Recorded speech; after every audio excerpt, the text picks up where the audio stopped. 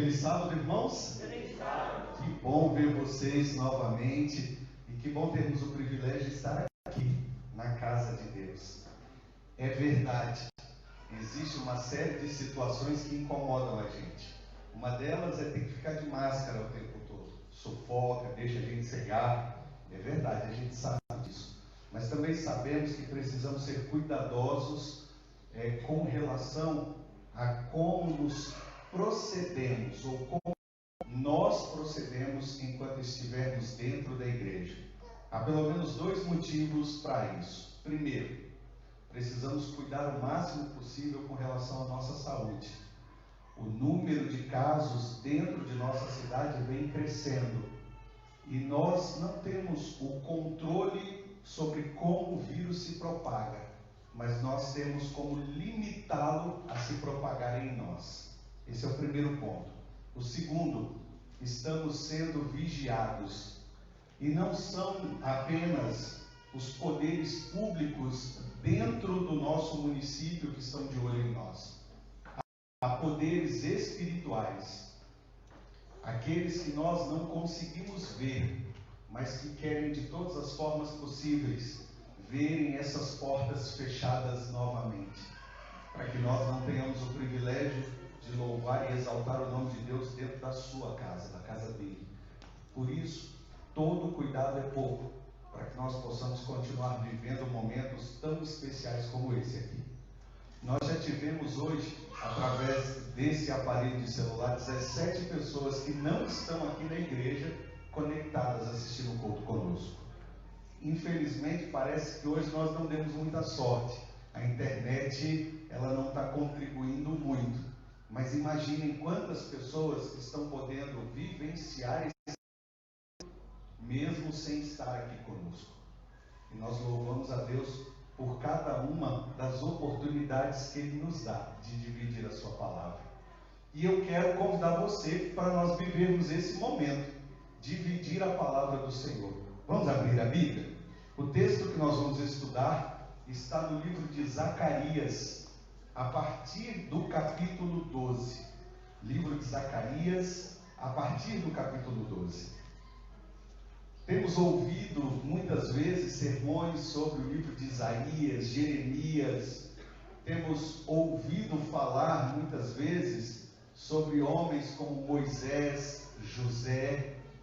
Mas o profeta Zacarias é, quem sabe, um dos menos conhecidos pela igreja. O seu livro faz parte de um grupo chamado de os profetas menores. E ele está no finalzinho do Antigo Testamento. Depois dele, só o livro de Malaquias, que também só é conhecido por causa de Malaquias 3:10, onde fala sobre a questão das bênçãos, sobre a obediência nos dízimos e ofertas. Mas Zacarias é um dos livros mais citados do Novo Testamento. Paulo é o apóstolo que mais cita as passagens do livro de Zacarias. E João usou como base suas referências sobre a volta de Jesus para escrever também o livro do Apocalipse. Quando a gente olha para todos esses detalhes, percebemos que, com certeza, Zacarias tem, assim como teve em sua época, uma mensagem muito importante para nós. O livro de Zacarias foi escrito na época do profeta Ageu e da reconstrução do templo de Jerusalém, que naquela época foi chamado de Templo de Zorobabel. Zorobabel foi um líder político dentro de Jerusalém. Assim como nós tivemos Neemias cumprindo esse propósito e Esdras sendo o líder religioso. Só que havia um problema que Zorobabel enfrentava. Do lado de fora dos muros de Israel, de Jerusalém, haviam as nações vizinhas desejosas de destruir a cidade, de não permitir que Jerusalém se tornasse de novo uma grande nação. Zorobabel tinha dois problemas. O primeiro, conseguir plantar no coração daquele povo que havia sido escravizado, humilhado, a esperança de um futuro melhor. E do lado de fora, proteger sua nação contra os inimigos que ansiavam por destruí-la. Não parece algo que de alguma forma é vivido por nós hoje? Somos o povo de Deus, somos chamados de o Israel espiritual. E o que Deus mais deseja hoje é colocar no meu e no seu coração a esperança de um futuro melhor. A esperança de que nós vamos viver tempos de alegria, de paz e não mais tempos de sofrimento e angústia. O maior desejo de Deus é mostrar para nós que eu e você já fomos resgatados do exílio. De que eu e você não somos mais cativos, não somos mais escravos, somos livres. Mas parece que a escravidão ainda faz parte da nossa percepção, porque o pecado, de alguma forma, ainda tenta nos escravizar. E do lado de fora, nós vemos um inimigo feroz, não é verdade? Paulo chama ele de principado e potestade. Diz que a nossa guerra não é contra a carne, não é contra o sangue, mas contra o inimigo poderoso, que tem tentado destruir a mim e a você todos os dias. Física, emocional, mental e espiritualmente. Percebam, olhem lá para fora. As pessoas clamam desesperadas por uma saída, por algo que as livre das mazelas desse mundo. Nós estamos vivendo uma época tão estranha, mas tão estranha para nós, que estamos trancados dentro de casa, com medo de um vírus que os nossos olhos não podem ver, mas tão isolados que já não conseguimos mais dividir com as pessoas que estão dentro do próprio teto, dentro da mesma casa, a nossa esperança de vida. Estamos morrendo e precisamos de salvação. E é nesse contexto que o livro do profeta Zacarias é escrito, para dar a Zorobabel e a Jerusalém uma promessa de esperança, de que Deus seria a sua proteção. Para que isso fique um pouco mais claro, eu quero convidar você para o capítulo 12, a partir do verso 8. Capítulo 12 do livro de Zacarias, a partir do verso 8, nós temos o primeiro grande desejo de Deus, de que você coloque na sua mente que Deus vai cuidar de Jerusalém. Diz assim o verso 8: naquele dia o Senhor protegerá os habitantes de Jerusalém, e o mais fraco dentre eles, naquele dia, será como Davi, e a casa de Davi será como Deus, como o anjo do Senhor diante deles. Naquele dia procurarei destruir todas as nações que vierem contra Jerusalém. Nesse contexto, com medo do inimigo, Zorobabel recebe uma mensagem de ânimo, dizendo: fique tranquilo, Deus vai cuidar de você. E eu hoje, cumprindo a função de Zacarias, quero que você olhe para mim e se lembre: Deus vai cuidar de você. Ele vai cuidar de você em meio a todas as dificuldades, em meio a todas as lutas que estão sendo enfrentadas por você. Deus vai cuidar de você, porque o que Deus quer lhe dar vai muito além daquilo que eu e você conseguimos enxergar. Deus não quer me dar ou dar a você uma melhora de vida num mundo que já está condenado. Deus quer garantir a você a vitória e a passagem para um mundo de felicidade e de verdadeira paz, onde não mais haverá para nenhum de nós dor e aflição, angústia ou morte. Isso precisa ficar claro, porque nós fazemos parte do Israel moderno. do Israel espiritual. E Deus nos escolheu para que nós pudéssemos ser o seu povo. E Ele diz que destruirá as nações que se atentarem ou se intentarem contra nós. O seu inimigo, o meu inimigo, ele será destruído. Nós não teremos mais que temer o mal que nos ronda. E essa é uma esperança que precisa ocupar o meu coração e o seu também. Não que nós não devemos ser precavidos. A Bíblia diz que nós precisamos ser como a pomba, mas também prudentes como a serpente, sempre preocupados para que nós não sejamos enganados, mas confiantes de que Deus dará sempre a vitória a cada um de nós. Só que tem um detalhe que às vezes passa despercebido nesse texto, e eu queria te ajudar a se lembrar dele. O texto diz que Deus cuidará de Jerusalém. O texto não diz que Ele vai cuidar de você. O texto diz que Ele vai cuidar de Jerusalém. E para que Deus possa cuidar de você, você precisa ser morador de Jerusalém. Você precisa fazer parte do povo que Deus se comprometeu a cuidar. E quando a gente fala disso, nós não estamos falando de placa de igreja. Nós estamos falando de pertencer àquele que entregou a sua própria vida para nos dar a salvação. Amém. Quando o texto diz que eu e você precisamos ser parte de Jerusalém, significa que nós precisamos aceitar o que Cristo fez por nós e começar a vivenciar a vontade dele todos os dias na nossa vida. Porque tem muita gente que se diz morador de Jerusalém, mas vive como os ímpios que estão do lado de fora dos muros. Dizem que querem viver a vontade de Deus, mas continuam praticando aquilo que afasta a sua vida da presença do Senhor. E é nesse momento que ele olha e diz: eu vou destruir as nações vizinhas, eu vou destruir o inimigo e todos aqueles que fizerem parte dele.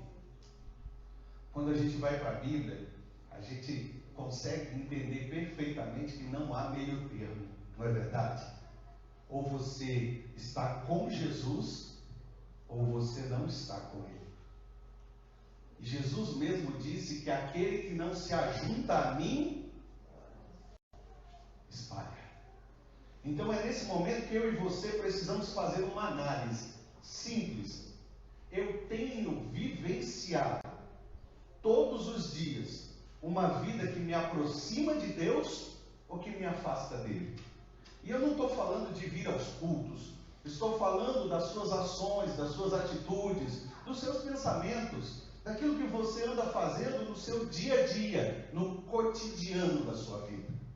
Aquilo que você faz quando está lá na borracharia, melhor dizendo, nas borracharias, né? Porque agora são duas.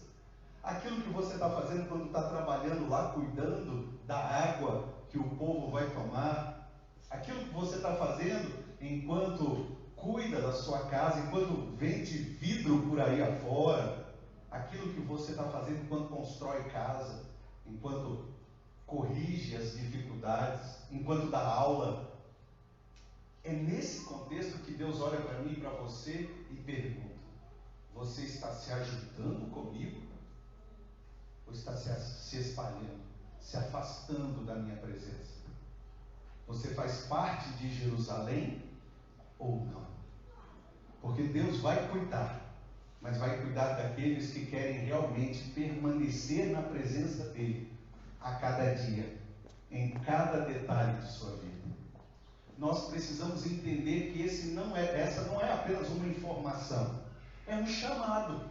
É Deus olhando para mim e para você e dizendo assim: olha, se você ainda não está vivendo de acordo com aquilo que precisa viver para fazer parte de Jerusalém, comece agora, porque ainda dá tempo. Ainda é possível passar pelos portões antes que eles sejam completamente fechados. Quando a gente lembra disso, a gente lembra que Deus quer fazer mudanças na nossa vida, na minha, na sua também. Deus deseja purificar o seu povo. E sabe, purificar é diferente de limpar. Purificar traz uma ideia de eliminar completamente. Antigamente tinha um programa que eu gostava muito de assistir na TV, chamado Febre do Ouro. Eu sempre via eles retirando, sabe, o ouro da terra, minerando, e depois passando pelo processo e mostrando aquele ouro brilhoso, bonito. Mas eu não entendia o processo. Então eu tive a oportunidade de ver um ourives trabalhando. E eu fiquei encantado com o que ele faz para que o ouro finalmente se torne a joia que a gente usa no dedo quando nós estamos comprometidos. Você já parou para olhar? De vez em quando ela precisa ser polida, não é verdade?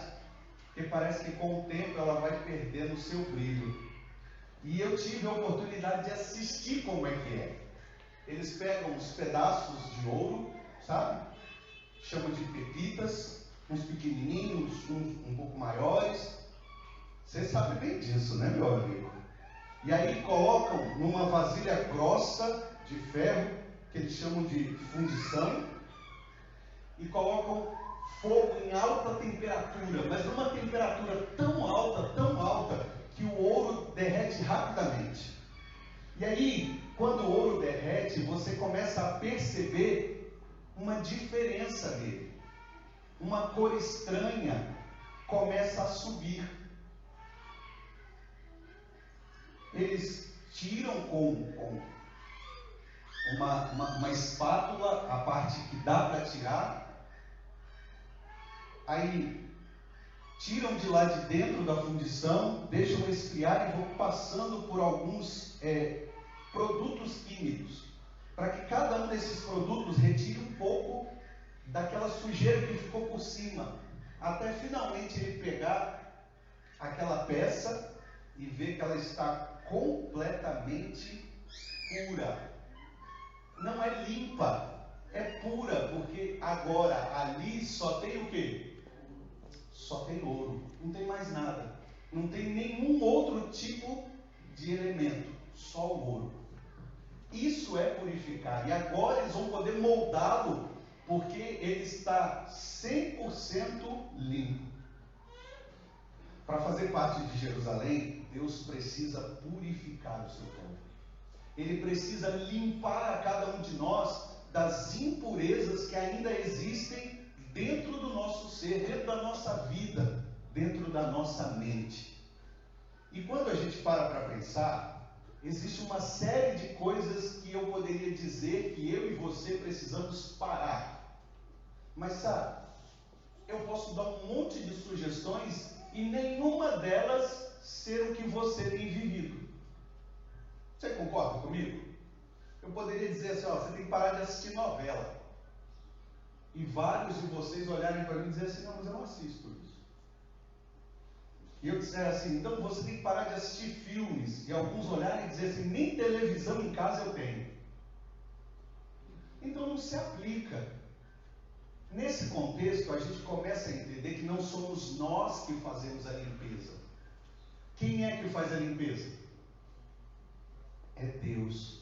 Quando a gente começa a olhar para o ouro, não é o próprio ouro que se limpa. É o ourives que faz o trabalho de limpá-lo, de purificá-lo. O ouro só passa pelo processo. O desejo de Deus é que ele seja o ourives na minha e na sua vida.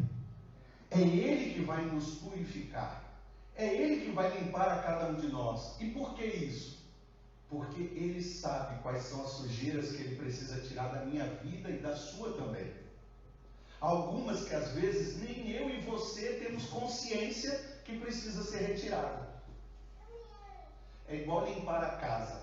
E as mulheres, quando a gente fala em limpar a casa, chega a dar aí uma angústia, né? De vez em quando, algumas de vocês olham e dizem assim, hoje eu só vou passar uma vassoura na casa. Quantas já disseram isso aqui? Só para mim ter uma ideia. Ok. Lá em casa, de vez em quando, eu escuto isso. E aí, eu fiquei tentando entender o que é passar uma vassoura na casa. Eu entendi que é fazer uma limpeza meia boca, né? Aquela coisa pelas metades. É não limpar completamente. E sabe, eu e você, quando falamos em limpar a nossa vida, a gente só passa a vassoura. A gente não limpa completamente. A gente não faz a faxina completa. A gente precisa que venha alguém para fazer essa faxina, para tirar a sujeira em cada um dos detalhes. Sabe por quê? Porque eu e você temos a mania de querer guardar algumas coisas que são lixo. Eu não sei como é que é o seu quintal lá, o seu depósito. Lá em casa nós temos um cômodo que eu e a Márcia guardamos as coisas. Teve um dia que a gente tentou abrir a porta e a porta não abriu. Tinha tanta coisa lá dentro que a porta não queria abrir, precisou forçar. Aí ela falou assim, vamos limpar, vamos jogar um monte de coisa fora. Eu falei, quero ver. Aí ela colocava para fora, eu olhava e falava, não, isso aqui é bom, presta. Aí eu botava para dentro. Aí eu tirava para fora, ela olhava e falava assim, não, mas isso aqui serve, e botava para dentro. Eu falei, não vai limpar nunca. Aí ela tomou coragem, nós tiramos muita coisa, mas tem tanta coisa lá dentro ainda que vocês nem imaginam. Na nossa vida também é assim, tem coisas que a gente acha que não precisa tirar, porque serve. A gente chama isso de pecadinho acariciado, não é verdade? Ah, mas não tem problema, só Deus pode fazer a faxina que a gente precisa. Olha o que Zacarias falou àquele povo e a nós hoje sobre a importância da limpeza, da purificação. Capítulo 13, verso 2 em diante, diz assim: acontecerá naquele dia, diz o Senhor dos Exércitos, que eliminarei da terra os nomes dos ídolos, e deles não haverá mais memória. E também removerei da terra os profetas e o espírito imundo. Quando alguém ainda profetizar, seu pai e sua mãe, que o geraram, lhe dirão: não viverás, porque tens falado mentiras em nome do Senhor. Seu pai e sua mãe, que o geraram, o traspassarão quando profetizar. Naquele dia se sentirão envergonhados os profetas, cada um da sua visão quando profetizar. Nem mais se vestirão de manto de pelos para enganarem. Profetizar é uma palavra secular que foi levada para a Bíblia, que significa levar uma mensagem, ou mensageiro. Isso é um profeta. E existem muitas mensagens.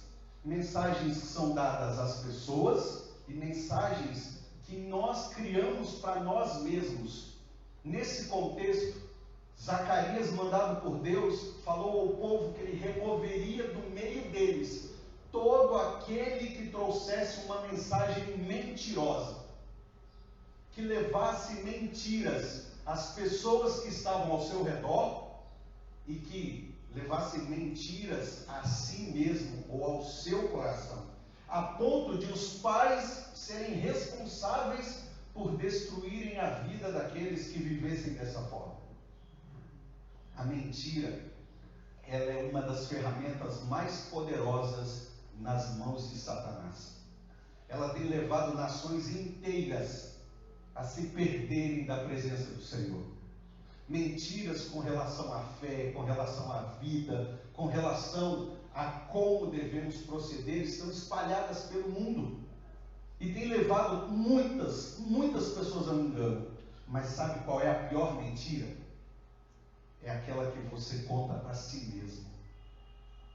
Essa é muito pior do que qualquer mentira contada por aí. Porque quando você mente para si mesmo, você se engana e começa a viver essa mentira como se fosse verdade. E muitos de nós temos mentido para si mesmo. Temos enganado a nós mesmos, dizendo que temos vivido uma vida de fé, quando isso não é verdade. De que temos estado na presença do Senhor, quando na verdade nós estamos distantes dele. de que estamos ajudando a nossa família a estarem em Cristo, quando na verdade somos o pior exemplo que existe. Estas são mentiras que destroem de uma forma terrível e elas precisam desaparecer. Deus precisa fazer uma transformação em nós para que nós nos apeguemos única e exclusivamente à verdade. Por quê?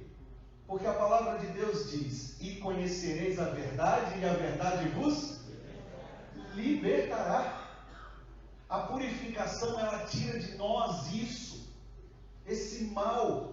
Quando pedimos a Deus que nos limpe, nós estamos dizendo: Senhor, tira tudo aquilo que eu não consigo. Quem sabe que eu tenho vivido e que está errado, porque não condiz com a tua vontade. Eu não sei o que é, mas me limpa. Saiba, a limpeza é um processo. Demora.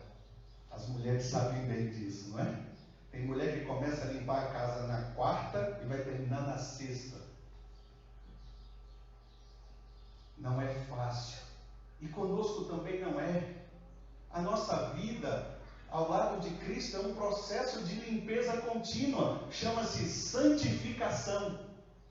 É quando Deus tira o que é ruim, para que Ele finalmente possa colocar dentro de nós o que é bom. Tem vezes que a gente vai querer segurar e dizer assim: não, Senhor, isso aqui não leva não. E é como se eu ouvisse Deus dizendo assim: larga que eu vou jogar tudo fora. Eu vou jogar tudo fora, para deixar dentro de você apenas o que é bom. E Ele vai. Como é que a gente faz para que essa purificação comece em nossa vida?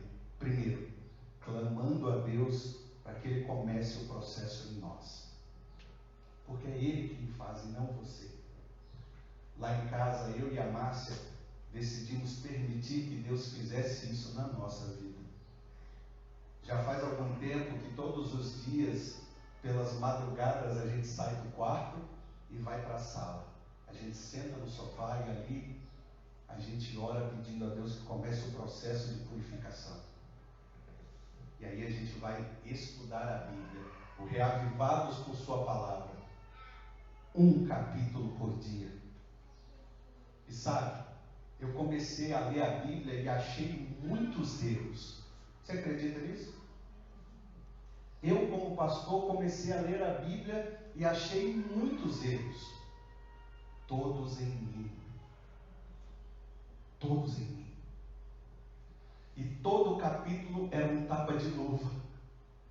Toda leitura era Deus dizendo para mim assim: olha aqui onde você está falhando, mas eu vou limpar. Olha aqui onde você tem errado, mas eu vou limpar. E louvado seja Deus, porque esse processo começou em nossa vida e nós vamos permitir que ele continue. Sabe quando ele vai terminar? Quando o céu se abrir e Cristo e os seus anjos voltarem. Mas nós vamos permitir que ele aconteça todos os dias. O desafio do Senhor para você hoje é o mesmo. Permita que ele comece o processo de limpeza, de faxina, de purificação na sua vida. Do que? Bom, você sabe. E se não sabe, Deus sabe. Ele vai fazer o melhor por você. E para nós terminarmos, há um texto especial que fala sobre a volta de Jesus. Zacarias, tanto tempo antes do nosso Senhor Jesus Cristo e mesmo do apóstolo João, fala sobre a vinda de Jesus a essa terra. Eu dividi isso com você. No capítulo 14, no verso 1 em diante, a Bíblia diz assim: eis que vem o dia do Senhor, em que os teus despojos se repartirão no meio de ti. Porque eu ajuntarei todas as nações para a peleja contra Jerusalém, e a cidade será tomada, e as casas serão saqueadas, e as mulheres forçadas. Metade da cidade sairá para o cativeiro, mas o restante do povo será expulso da cidade. Então sairá o Senhor e pelejará contra essas nações, como pelejou no dia da batalha. Naquele dia estarão os seus pés sobre o Monte das Oliveiras, que está defronte de Jerusalém para o Oriente. O Monte das Oliveiras será fendido pelo meio, para o Oriente e para o Ocidente. E haverá um vale muito grande, metade do monte se apartará para o norte, a outra metade para o sul. Fugireis pelos vales dos meus montes, porque o vale dos montes chegará até Azal. Sim, fugireis como fugiste do terremoto nos dias de Uzias, rei de Judá. Então virá o Senhor, o meu Deus, e todos os santos com ele. Acontecerá naquele dia que não haverá luz, mas frio e gelo, mas será um dia singular, conhecido do Senhor. Não será nem dia nem noite, mas haverá luz à tarde. Naquele dia também sucederá que correrão de Jerusalém águas vivas, metade delas para o mar ocidental e a outra metade para o mar oriental. No verão e no inverno sucederá isso. O Senhor será rei sobre toda a terra naquele dia. Um só será o Senhor e um só será o seu nome. Toda a terra se tornará como a planície de Geba a Rimon, ao sul de Jerusalém. Esta será exaltada e habitada no seu lugar, desde a porta de Benjamim até o lugar da primeira porta, até a porta da esquina, e desde a torre de Hananel até os lagares do rei. E a gente para aqui. Nessa terceira parte nós temos o profeta Zacarias falando sobre o momento final da história do mundo, de como as coisas sucederão, de como o povo de Deus sofrerá nas mãos do inimigo do Senhor, e de como ele e os seus santos anjos virão para o resgate daqueles que pertencem a ele. Sabe, esse é um dia sonhado por cada um de nós, não é verdade? Quem nunca parou para pensar um pouquinho na volta de Jesus? Quem nunca fechou os olhos e imaginou esse momento se tornando uma realidade? E finalmente, os anjos tocando as trombetas e o próprio Cristo sendo a luz a iluminar o céu. Só que tem um problema que às vezes passa despercebido por nós. Quando Jesus voltar, haverão dois grupos. Um grupo olhará para o céu e se alegrará com a vinda dos anjos e do Senhor. Um outro grupo fechará os olhos, se esconderá e pedirá que as pedras caiam sobre eles. Uma das coisas que o profeta Zacarias quis deixar claro para o povo naquela época, e precisa ficar claro para mim e para você, é que Jesus precisa voltar para mim. Jesus precisa voltar para você. Porque senão, eu e você perderemos a maior de todas as oportunidades. A oportunidade de viver eternamente ao lado do nosso Salvador. Jesus voltar não é suficiente. Você entende essa frase? Jesus voltar não é suficiente. Ele precisa voltar para você. Você precisa colocar no seu coração que quando esse dia chegar, você precisa estar lá esperando a volta dele para viver ao lado dele. Por isso o processo. Por isso eu preciso ser cidadão de Jerusalém. Por isso eu preciso ser purificado. Porque quando Jesus voltar, eu quero que ele volte para mim buscar, para que eu possa subir com ele. Porque senão, toda essa vida de mentira ao lado de Deus terá sido em vão. Porque a Bíblia diz que vai chegar um momento que quando Jesus estiver para voltar, ou estiver voltando, alguns vão olhar e vão dizer: Senhor, Senhor, e em teu nome fizemos tantas coisas, e ele vai olhar para mim e para você e vai dizer: eu não te conheço, não sei quem é você, apartai-vos de mim. Você consegue imaginar isso? Você consegue imaginar dizer que viveu uma vida inteira ao lado de Deus e no final, quando ele finalmente voltar para buscar a gente, ele olhar para você ou olhar para mim e dizer: eu não te conheço. Você pode até ter dito que ele andou do meu lado, mas eu não faço ideia de quem é você. Eu fico imaginando que situação terrível seria essa. Por isso, a partir de agora, a gente precisa sair daqui não dizendo que espera a volta de Jesus, mas dizendo que quer que Jesus volte para você. Quando as pessoas perguntarem: e aí, você acredita que Jesus vai voltar? Não tenha medo de dizer: eu acredito que Jesus vai voltar por mim. Por mim. Porque eu tenho tentado todos os dias me preparar para que quando ele voltar, ele volte para me buscar. E essa é uma outra oportunidade que Zacarias está nos dando. A de, desde agora, até o dia em que ele voltar, que possamos nos preparar para que ele volte por nós, para nos buscar. E nós possamos olhar naquele dia com muita alegria e dizer: Senhor, como é bom saber que o Senhor voltou. Queridos, nós já temos visto sinais mais do que suficientes de que esse mundo está em caos profundo e de que não existe muito mais tempo para ele. E mesmo que este mundo dure mais algumas centenas de anos, quanto tempo você acha que vai durar? Daqui uns dias eu vou completar 40 anos. Quando eu olho para a minha idade, eu fico imaginando assim: o tempo passou tão rápido, eu nem vi isso acontecer. Quando a gente começa a olhar a média de vida do brasileiro, isso é ainda mais assustador, porque o relógio biológico começa a contar num nível diferente.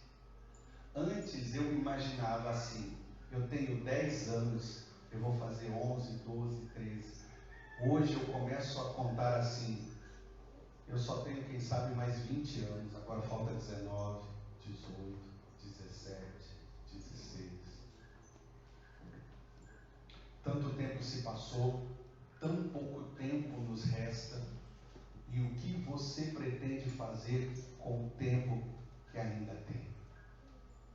Que Deus te ajude e te fortaleça para tomar a decisão certa, de a partir de agora se preparar para ser, de forma convicta, um cidadão de Jerusalém, de permitir que Deus te purifique como Ele purifica o ouro, para que você valha milhões, porque para Deus você vale o preço de Jesus Cristo, nosso Salvador. E que quando Ele voltar, e Ele vai voltar, Ele volte para buscar a você, Ele volte para buscar a mim, para vivermos a eternidade ao lado do nosso Salvador. Eu quero orar por você. Vamos ficar de pé, vamos falar com o nosso Salvador.